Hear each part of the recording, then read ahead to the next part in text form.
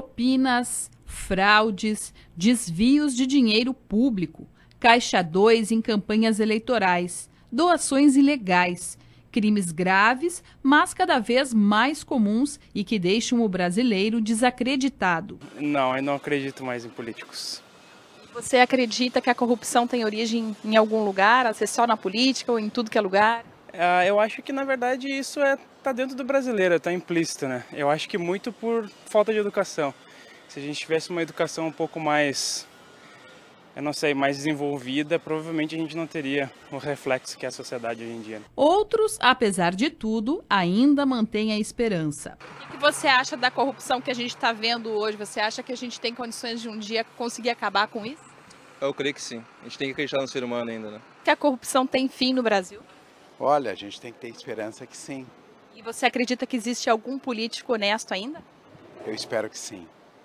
As pessoas têm que ser honestas. O juiz criminal da primeira vara do júri de Porto Alegre palestrou no início do mês de março em um congresso internacional no México, que debateu o tema no setor empresarial.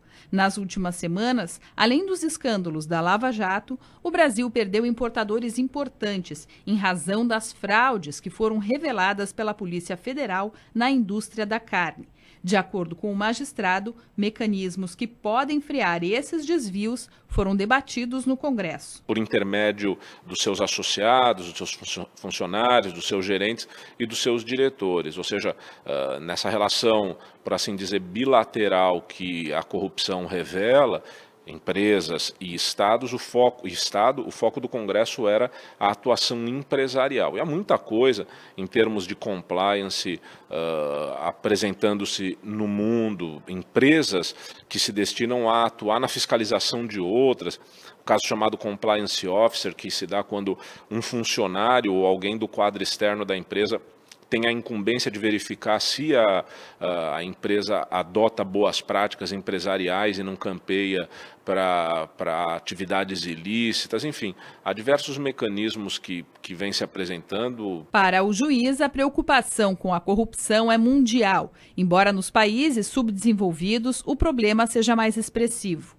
Neto acredita que, em relação a outros países, o Brasil tem acompanhado o avanço nos aspectos normativos. Já há uma legislação que regula a atividade empresarial, que concebe a responsabilização civil e administrativa da pessoa jurídica quando ocorrem atos de corrupção.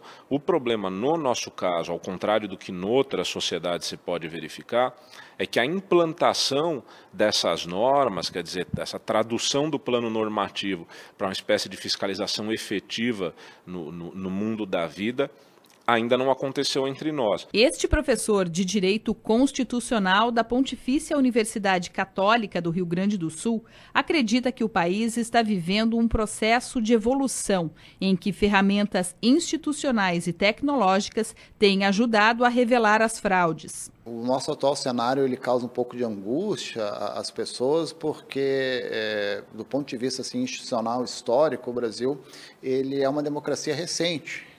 Embora 30 anos seja um tempo razoável para a vida de qualquer pessoa, do ponto de vista histórico e institucional, as instituições democráticas, as instituições de accountability, de compliance, que é um outro termo que tem sido muito utilizado, mas da gestão pública, eles são relativamente recentes. Então, na lei de responsabilidade fiscal, por exemplo, surgiu lá uma determinação de que as contas públicas estão à disposição dos cidadãos.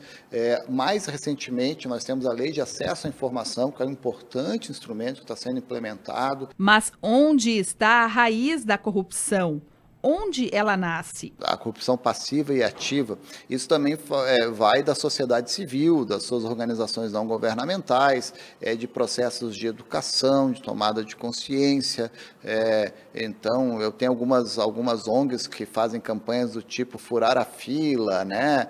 Não fure a fila, né? Eu quero dizer, não cometa pequenas infrações. A prevenção da corrupção não só no governo, mas também nas empresas ou dentro de casa. E no combate à corrupção, o cidadão comum também é um agente fundamental. Denunciar é sempre importante, né? Todas as denúncias são relevantes e há os setores específicos para os quais se denuncia e também, num certo sentido, deve verificar quando se trata da atuação de funcionários públicos ou de órgãos estatais e, moralmente, da corrupção que se verifica e que se noticia no âmbito da política, deve ter aí as suas anotações a serem guardadas para que nos próximos certames eleitorais, tirante o aspecto da lei de ficha limpa, que nós já temos, etc., mas depende muito também do eleitor não votar em pessoas contra as quais pairam certas denúncias há muito tempo, há certos personagens